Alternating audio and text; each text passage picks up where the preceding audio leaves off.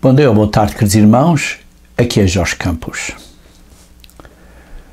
Quando eu viajo e me encontro ou visito, ou várias pessoas nos vêm visitar, às vezes encontramos algumas pessoas com ideias estranhas acerca de pontos proféticos. E particularmente, muitas dessas ideias estranhas têm muitas vezes a ver com as profecias das nações e da abordagem de que nações ou quem não é a besta e assuntos desse género. Tem a ver com a vinda de Cristo.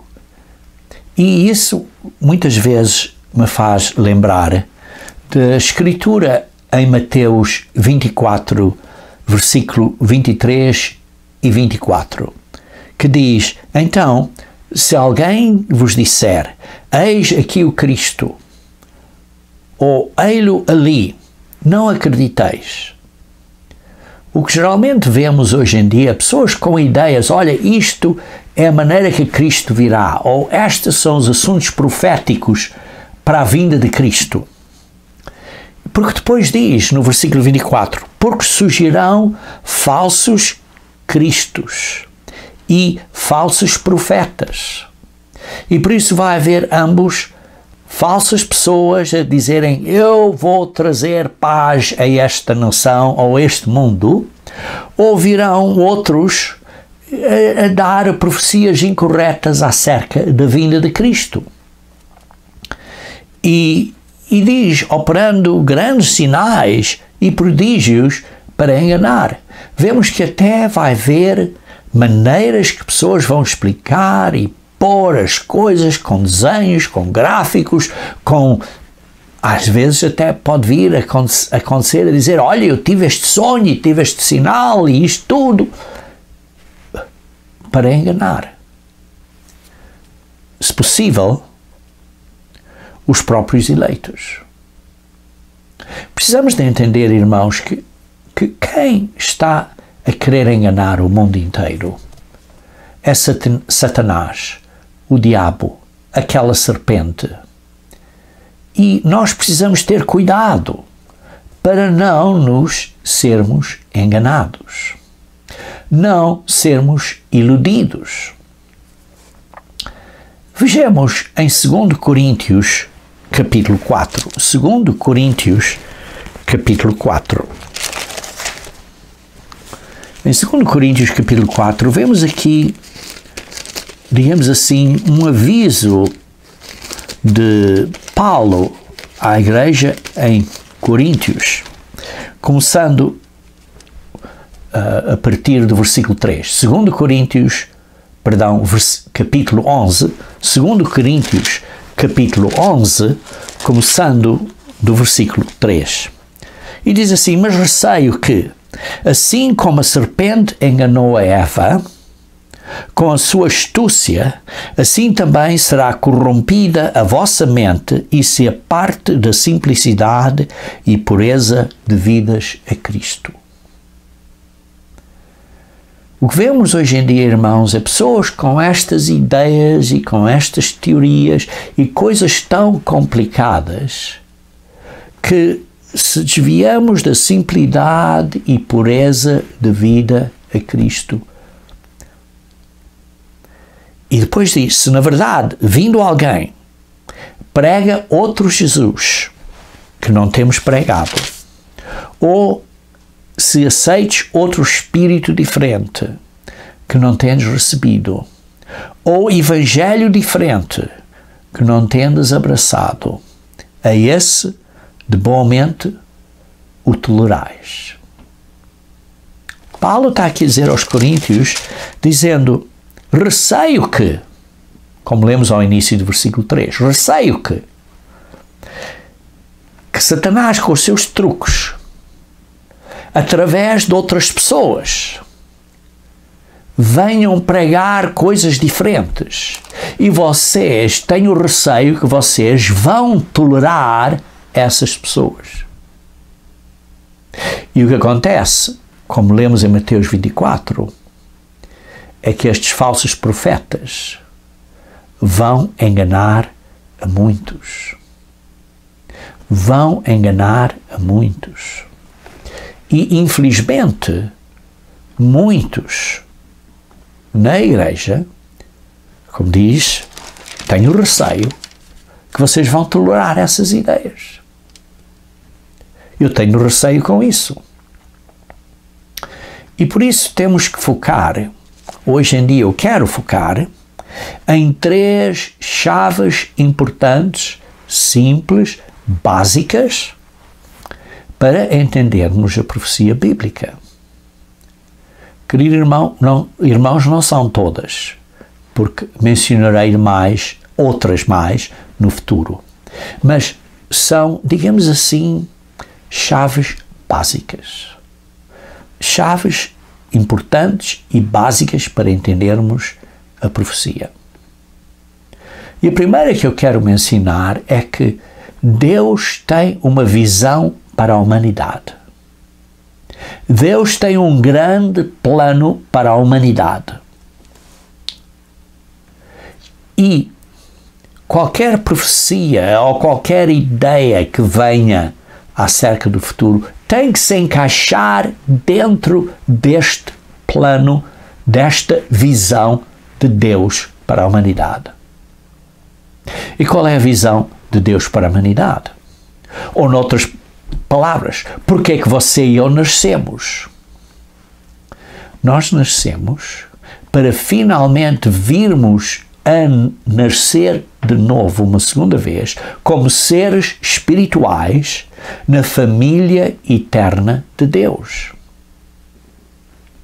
Para virmos a ser filhos e filhas de Deus em glória e para reinarmos como reis e senhores, ou sacerdotes, debaixo de Cristo, para ajudar a Cristo a cumprir o grande plano do Pai para a humanidade pela eternidade fora.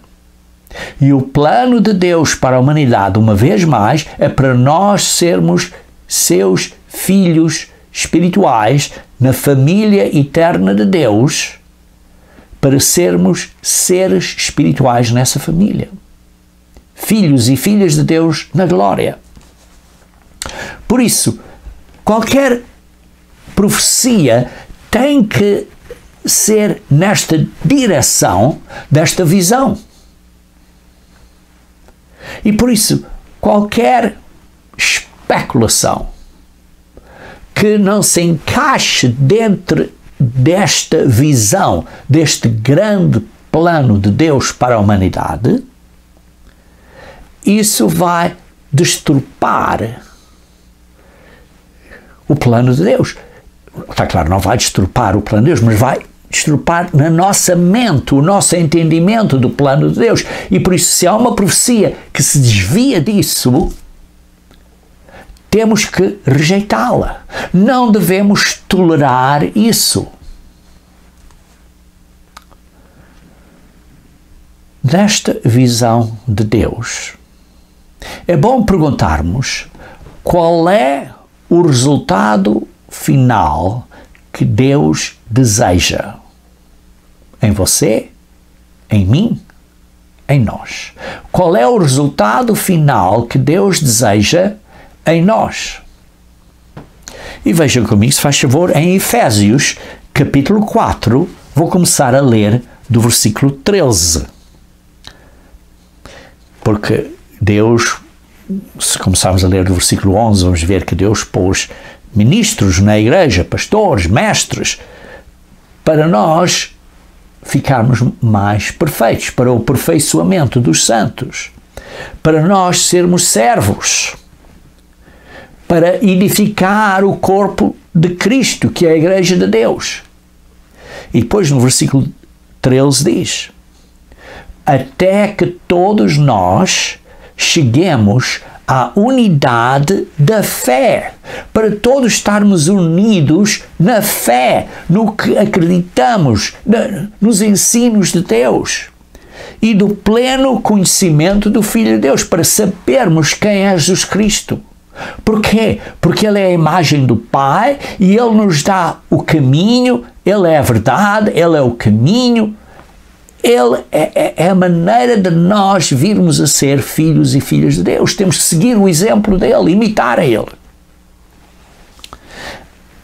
Até que cheguemos à perfeita varonilidade, isto é, até que cheguemos ao homem perfeito. Até que você e eu sejam uma pessoa perfeita de acordo com a imagem de Deus que é Cristo. Por isso é que diz, precisamos chegar ao conhecimento do Filho de Deus que é Cristo. Até que cheguemos à medida da estatura, da plenitude de Cristo. Até que cheguemos a essa medida, a essa meta de sermos como Cristo é.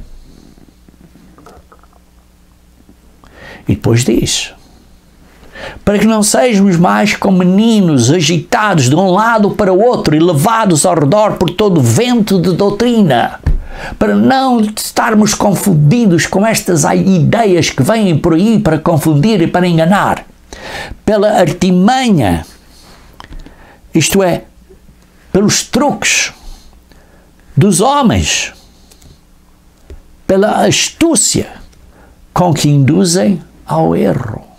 A astúcia. São espertos, são muito inteligentes, mas estão a induzir ao erro. Mas nós temos de seguir a verdade em amor. Irmãos, nós podemos tomar uma posição a dizer, olha, isto é verdade, isto é o certo. Mas vamos comunicar isto a outros irmãos de uma maneira, com palavras de cuidado e carinho e de amor, ou vamos dizer isto com palavras desagradáveis? Irmãos, precisamos de nos esforçar a dizer coisas de uma maneira que não vamos machucar ou magoar a outra pessoa, mentalmente, ou emocionalmente, ou espiritualmente. Irmãos, isto é a nossa meta. Isto é a nossa meta. Isto é a medida da estatura, da plenidade, da plenitude de Cristo. Precisamos de seguir a verdade, mas em amor. Então isto está-se a encaixar na vossa cabeça? Ou é simplesmente, olha, os outros que têm que fazer isso para mim? Estamos a examinar-nos a nós próprios, que estou a mudar, você está a mudar, nós estamos a mudar da maneira que falamos, da maneira que concluímos, com a maneira como tratamos os irmãos. Ou você está a dizer, vês, eles estão a tratar mal a mim, vês, são todos eles assim. Porque que em vez de olhar para o outro, não olha para você mesmo? Porque que em vez de não olhar para o outro, você não se examina a você próprio? Quantas vezes tenho eu dito isso? E quantas vezes é como se eu tivesse a falar e entra por um ouvido e sai pelo outro? Não é para mim. Sim, é para você. E é para mim também. É para nós.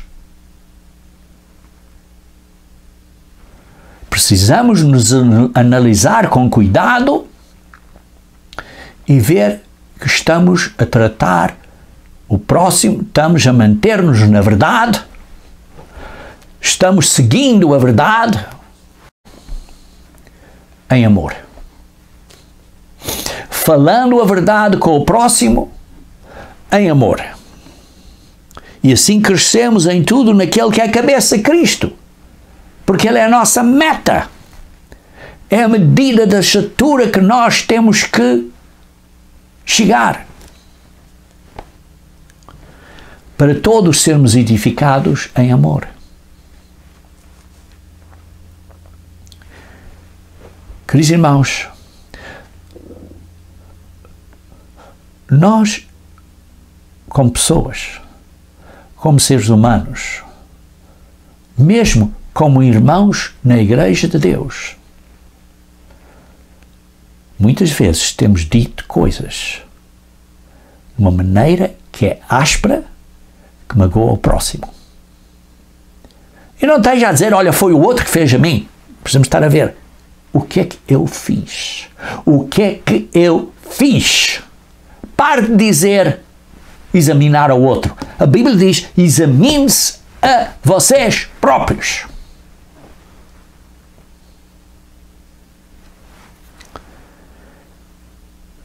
Por isso, irmãos, temos que melhorar neste ponto.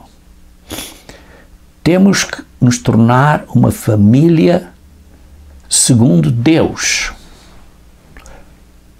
Da maneira que Deus é, segundo a imagem de Deus. Ou, noutras palavras, uma família piedosa. E você está a perguntar, mas o que é que isso tem a ver com a profecia? Tem muito, irmãos. Tem muito. Porque vejam comigo em 2 Pedro, capítulo 3. 2 Pedro, capítulo 3. Aí vemos em 2 Pedro, capítulo 3, que Pedro está a dizer que não tarda a recompensa do Senhor, da sua promessa, desde no versículo 9, e Deus espera que todos cheguem ao arrependimento. Essa é a intenção, por isso é que Deus nos dá tempo. Nos dá tempo. Nos dá tempo. E nos dá mais tempo. Por quê? Porque Ele é longânimo. Deus é mais longânimo que eu e você somos. E por isso, depois Ele diz, vai haver um julgamento. E um bocadinho mais adiante, no versículo 11, estamos a ler em 2 Pedro, capítulo 3, versículo 11, diz, visto que todas essas coisas vão ser desfeitas, tudo vai ser desfeito. E a profecia está a dizer como isto vai acontecer. Tudo vai ser desfeito. Mas Deus nos dá tempo para nos arrependermos. É o que lemos no versículo 9, para chegarmos ao arrependimento. A humanidade chegar ao arrependimento. Não é só eu, não é só você, é a humanidade toda. E Ele nos dá tempo. Ele é longânimo. E depois diz, visto que estas coisas vão ser desfeitas, visto que, como a profecia diz, isto é o que vai acontecer, qual é o resultado final que Deus quer quando nós entendemos a profecia? Deveis ser tais como os que vivem em santo procedimento e piedade. Devemos que ser tais em que vivemos de uma maneira santa, de uma maneira piedosa, isto é, uma maneira como Deus vive, na imagem de Deus. Isso é a razão, é o propósito da profecia. O propósito da profecia é para nós nos arrependermos e através desse arrependimento venhamos a ser pessoas que vivem, que estejam a proceder de uma maneira santa e de uma maneira que sejamos como Deus é. Ou, noutras palavras, piedosos. Queridos irmãos, Deus está a trabalhar com a humanidade para este propósito. E Deus quer trabalhar com famílias, porque o plano dele é criar uma família. E ele começou trabalhando com a humanidade através da família de Adão. Adão e Eva. A primeira família. Mas o que vemos no relato da história é que essa família não confiou em Deus. Essa família não confiou em Deus. E assim Deus está a trabalhar por uma família que teve confiança em Deus. Quem foi essa família? Foi Abraão e a família dele. Porque Abraão, Deus lhe disse, sai desta terra, e ele confiou em Deus e saiu. E sim, confiou, obedeceu. Em fé, em confiança. E assim, igualmente, o filho Isaac e igualmente o filho Jacó confiaram em Deus. E por isso sabemos que, por causa da confiança de Abraão e sua família, foi dado a ele promessas sem quaisquer condições, dizendo que através da tua semente, isto é, Jesus Cristo, a esperança para a humanidade, então o perdão para a humanidade, através da tua família, então virá a semente que é Jesus Cristo, que é o ser que era o Verbo, que era o ser que estava com o Pai. Esse virá para a terra e abrirá o caminho para nós sermos filhos e filhas de Deus. Através dessa semente, através que virá de ti, isto é, da nação de Israel. Sim, porque Jacó, o nome dele foi virado ou mudado para Israel. E sim, depois sabemos que Israel teve José, e José teve 2 filhos, esteve no Egito, o Efraim e o Manassés, e houve promessas a Efraim e Manassés que um será uma grande nação e o outro será uma companhia de nações.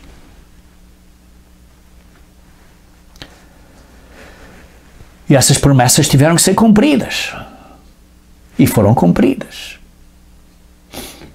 Nas últimas dezenas de anos. Foram cumpridas. Antes de se uniarem outra vez. Como vamos mencionar daqui a pouco.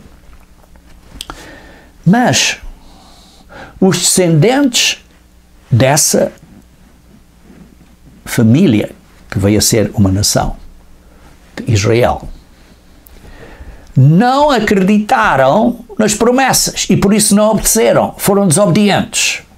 E o resultado é que se dividiram em 2 reinos. O reino do norte, que veio a ser conhecido como Israel, e o reino do sul, que veio a ser conhecido como Judá. E continuaram a desobedecer, então o reino do norte foi disperso. Israel foi disperso inicialmente para a Síria e depois disperso pelo mundo oriental, e foi disperso em 2 ondas, digamos, uma em 737 a.C. e a segunda onda 11 anos depois, em 722 a.C. O reino do sul continuou. Sim, porque o reino do norte foi disperso pelas nações, disperso. Deixou de existir como uma unidade. Depois, o reino do sul continuou a desobedecer. Judá. Então, esse foi para o cativeiro. Então, o reino do sul, Judá, que constituía de 3 dessas tribos, enquanto o reino do norte eram 10 dessas tribos, o reino do sul foi cativeiro em, digamos, 3 ondas durante o período de 18 anos. Em 605 a.C., depois em 597 a.C. e depois em 587 a.C. Tudo num total período de 18 anos. E por isso vemos que, para entendermos a profecia, é importante entendermos quem é nessa família, quem é Israel e quem é Judá. porque Israel foi disperso. Mas muitas profecias continuam a ser acerca de Israel. Mas se não entendemos que é Israel e estamos a confundir Israel com Judá, porque Israel era a nação do norte, que foi dispersa, e Judá era a nação do sul, que foi para o cativeiro por 70 anos, mas depois voltou. Se não entendemos essa diferença, se não entendemos quando as profecias acerca de Israel a quem é que está a falar, então não entendemos a profecia. E por isso então essa é a segunda chave. Como disse, a primeira chave é termos a visão de que Deus tem um plano para a humanidade, de sermos filhos e filhas dele na glória.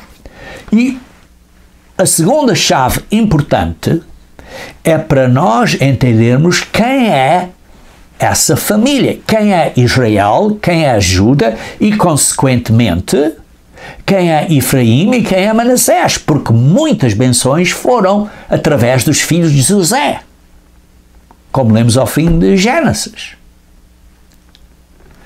E então vemos também que vai haver um período que estas nações depois se vão unir. Mas antes disso, de se unirem, vemos que haveria uma promessa que seria uma grande nação e um grupo de nações. Onde é que vemos isso na profecia? Entendemos quem essas nações são hoje em dia? Porque, ao fim de contas, uma grande nação, hoje em dia, veio a ser os Estados Unidos da América. E um grupo de nações veio a ser a comunidade do Reino Unido, inglês, da Inglaterra. E as várias nações à volta do mundo, que eram parte dessa comunidade do Reino Unido. Porque é que a América é uma nação que foi tão abençoada? Ou porque são melhores que os outros? Não. Deus estava a cumprir uma promessa que fez a Abraão por causa da sua obediência, e Deus é fiel. E a intenção era, através dessas nações, abençoar o mundo inteiro, começando com um, com outros, e abençoar o mundo inteiro. Trabalhando por uma família, depois a nação, mas essa família desobedeceu. E desobedece hoje em dia. E por isso a América representando Manassés e o Reino Unido representando Efraim vão ser castigados. E por isso temos que entender isso durante desta visão profética. Temos que entender quem são estas nações. Por exemplo, lemos em Ezequiel 37. Ezequiel 37. Irmãos, não me estou a referir ao vale dos ossos ressequidos. Ezequiel 37, começando no versículo 16. Ezequiel 37, começando no versículo 16. Temos aí uma profecia acerca de dois ramos que se vão juntar e vão ficar um só ramo. Ezequiel 37, e diz assim, começando no versículo 16: Veio a minha palavra do Senhor, dizendo: Filho do homem, quando os da casa de Israel habitavam na sua terra, eles a contaminaram com os seus caminhos e suas ações. Quem é a casa de Israel hoje em dia? Que contaminaram os seus caminhos. Precisamos de entender, porque a casa de Israel representa a nação do norte que foi dispersa, e daí veio a nação de Efraim, ou a comunidade de nações de Efraim, e a grande nação de Manassés. E contaminaram os seus caminhos com as suas ações. Como a imundícia de uma mulher em sua menstruação, tal era o seu caminho perante mim.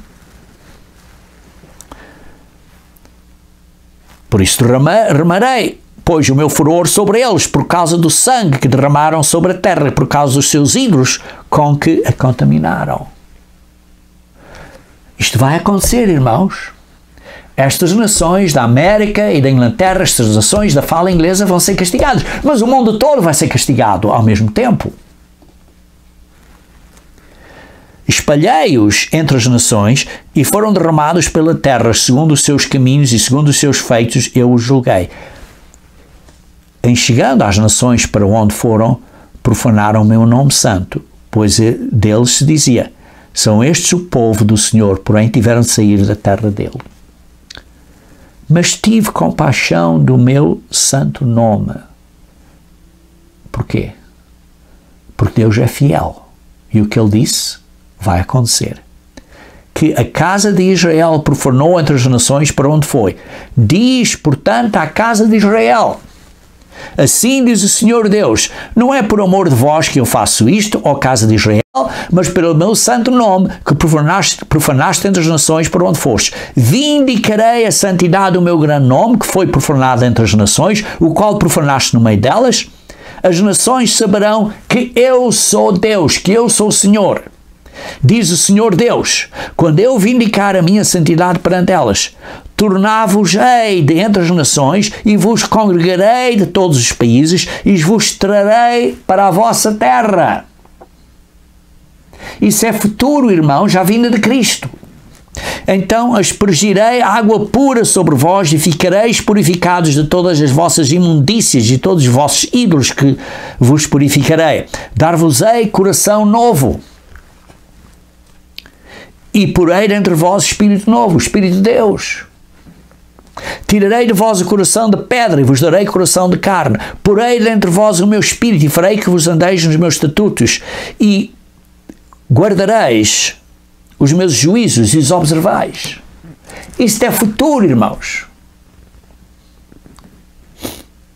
Isso vai haver uma restauração de Israel no futuro.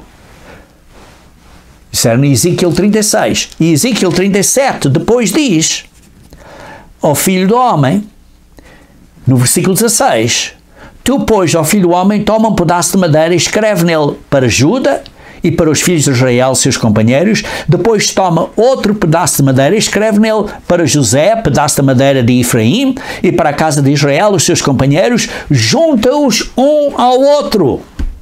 Faz deles um só pedaço. Vemos que vão ser castigados, mas Deus promete trazê-los de volta e depois diz, vai trazer esse grupo, essas nações, junta-os como se fossem um. Echad. Um ao outro. Junta-os echad, para serem um. Faz deles um echad, pedaço, para que se tornem apenas um, echad, para serem um na tua mão. Sim, vão ser pessoas individuais, mas estão unidos como um. Queridos irmãos, isto é um período no futuro. Isto é um período no futuro que Deus está a falar que vai acontecer. Por isso, se não entendemos quem é a madeira de Efraim, se não entendemos quem é Manassés, se não entendemos quem é Judá, como lemos no versículo 16, para Judá e para José e Efraim, e se vão juntá-los. Se não entendemos isso, como é que vamos entender o que as profecias estão a falar?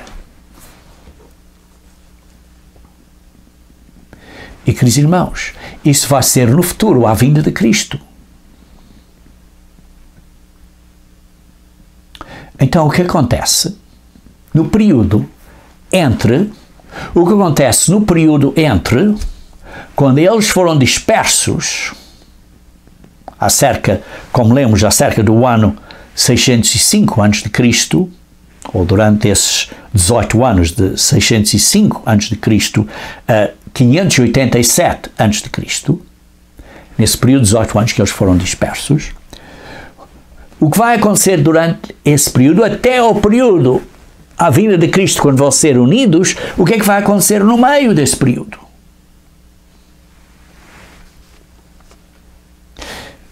E por isso temos que entender, digamos assim, este quadro geral da profecia dos reinos gentios.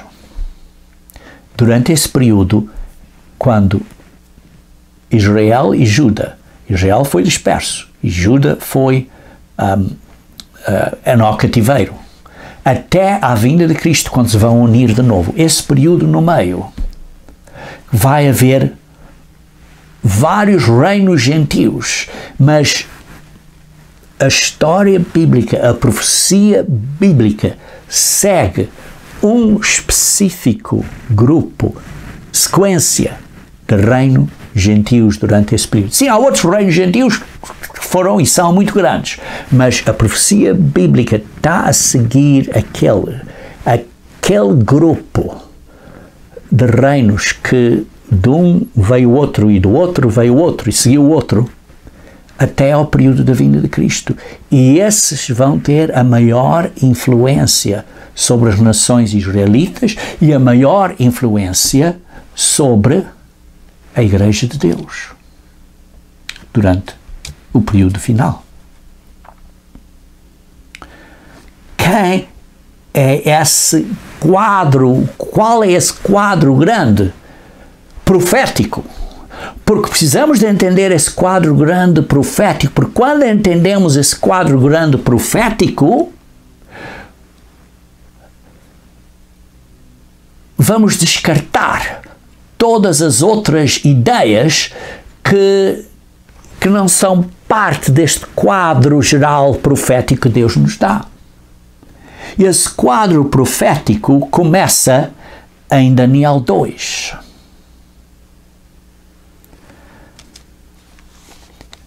Vejamos então Daniel capítulo 2,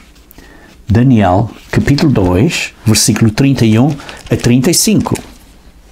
Daniel 2, versículo 31 a 35.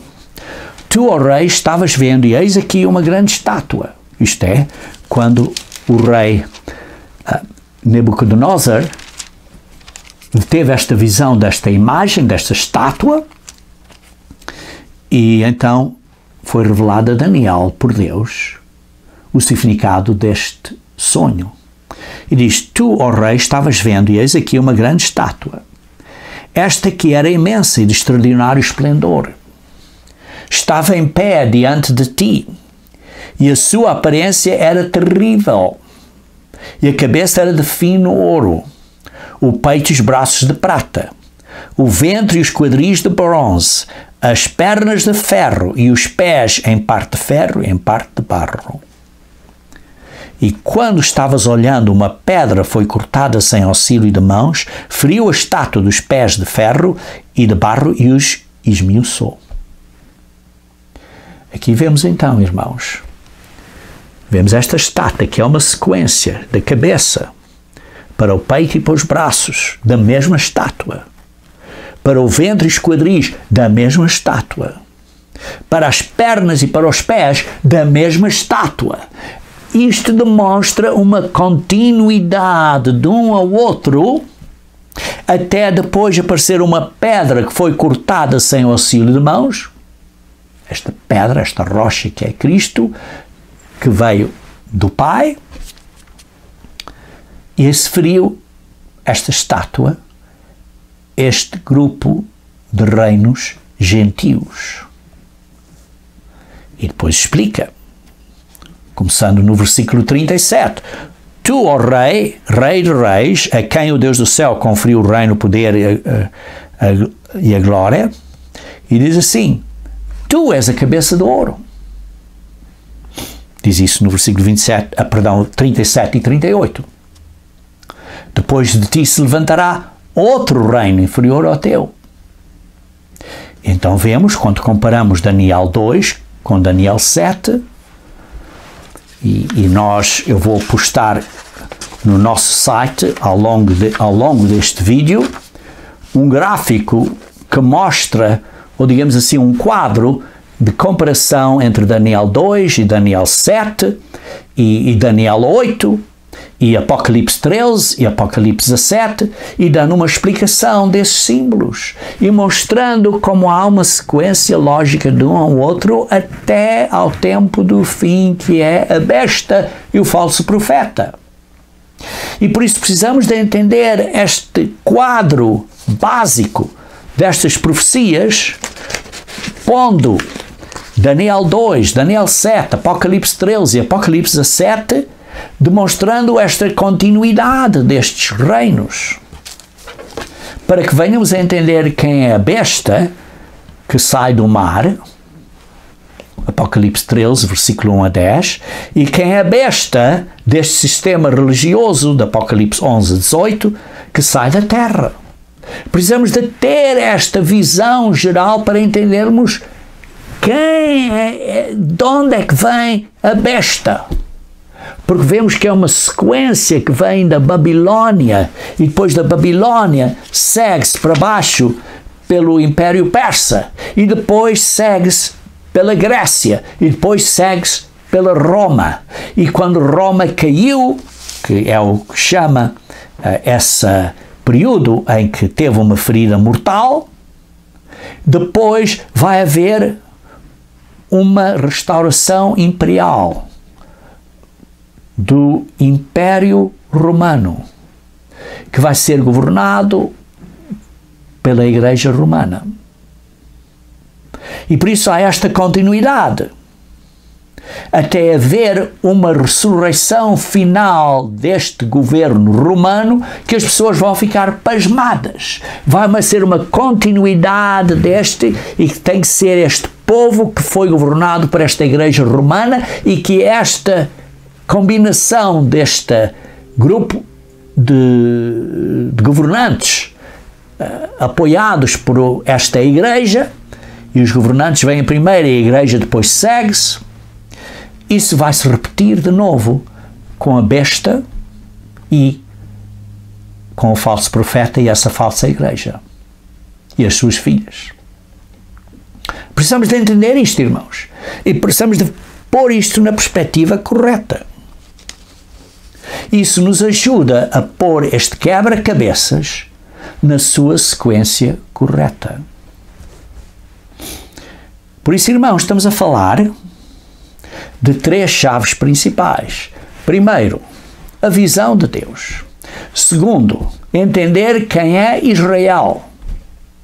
E mais especificamente, ou incluso, quem é Efraim e quem é Manassés. Neste ponto profético. E entender qual é a nação que vem da Babilónia e os grupos de nações, ou as nações gentias, os reinos gentios que seguem esta sequência e que são governadas por esta Igreja, e que vai haver uma ressurreição nova desse grupo de nações que vai espantar o mundo todo. Vai haver isso ao tempo do fim. Se nós temos ideias proféticas, olha, a besta é a América, ou a besta é esta nação que não tem nada a ver com esta sequência, que não tem a ver com a América, porquê? Porque a América é parte de Manassés, que é a nação que vai ser castigada, não é parte da besta. E por isso é preciso entender estes pontos básicos, estas chaves básicas para entendermos a profecia. E por isso vemos que depois o resto da Bíblia, por exemplo, o livro do Apocalipse, dá pontos adicionais que eu mencionei em sermões prévios, acerca de, por exemplo, quem é a besta, que podem buscar no nosso site, e que um dia farei sermões novos acerca disso de novo. Mas vemos que vai haver estes enganos, e ninguém vos engane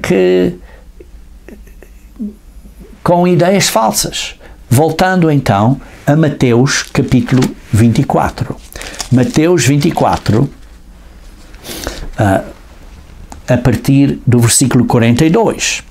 Diz assim: portanto, vigiai, porque não sabeis em que dia vem o nosso Senhor. Não sabem quando estas coisas vão arrebentar.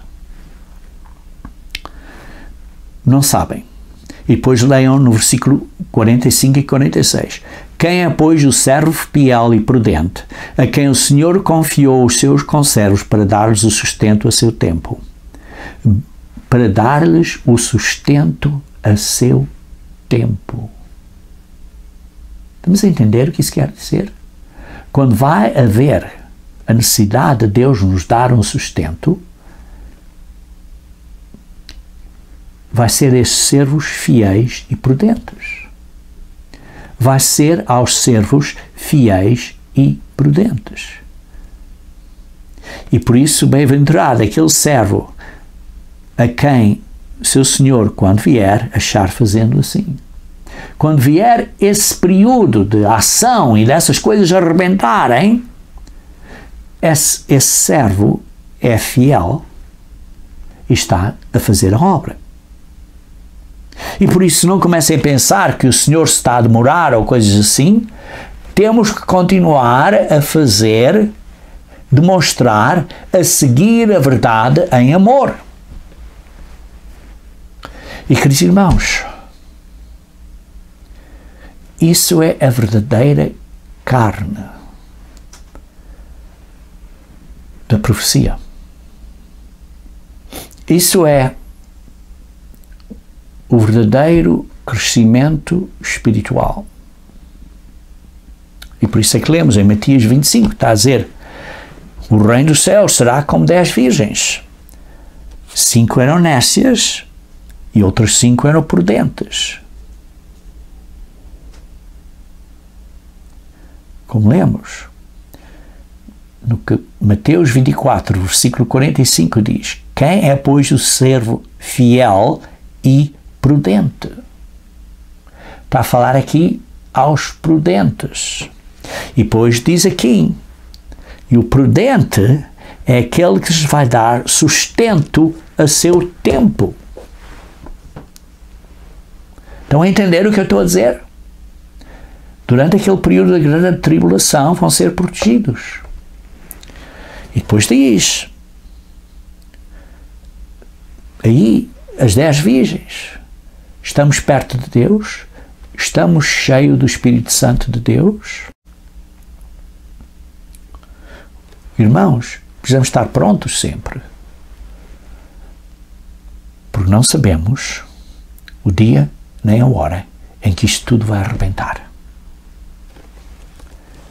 Então, deixe-me fazer uma pergunta de novo. Estamos a pôr a profecia na sua perspectiva correta? Estamos? Vejam em 1 Coríntios capítulo 13. 1 Coríntios capítulo 13. Versículo 2. Este é o capítulo do amor. E diz assim: ainda que eu tenha o dom de profetizar e conheça todos os mistérios e toda a ciência, ou mesmo que eu entenda a profecia toda e que tenha esta grande inteligência de saber, e mesmo que eu tenha bastante fé e confiança em Deus, se não tiver amor, nada serei. Seguindo a verdade em amor.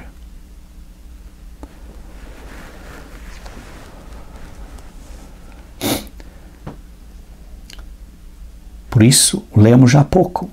Paulo disse: eu tenho receio. Vocês vão tolerar essas ideias. Vocês estão a tolerar essas ideias?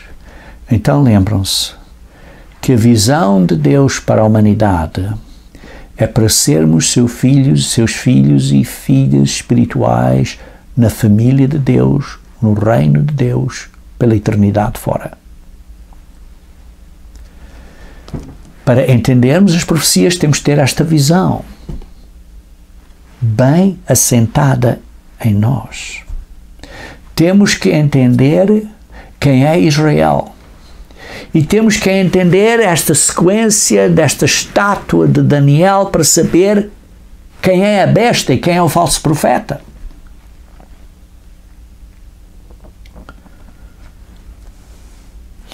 Por isso, irmãos, estamos realmente a examinarmos a nós próprios para termos mais amor? Porque, irmãos, temos uma grande promessa e uma grande esperança que deve estar claramente escrita na nossa mente e no nosso coração. Porque sabemos que tempos, dias terríveis, muito maiores do que está a acontecer hoje, muito maiores, vêm, irmãos. Por isso, precisamos ter uma motivação, precisamos estar encorajados com a esperança desta visão que Deus tem para nós, para virmos a ser filhos e filhas dele no reino dele. Esse é o desejo de Deus, é que nós nos arrependamos para sermos segundo a imagem de Cristo, para sermos um homem perfeito, para nós chegarmos à unidade da fé, como lemos em Efésios capítulo 4, versículo 13, para virmos a ser como Jesus Cristo é, para nós podermos vir a ser membros da família de Deus pela eternidade fora.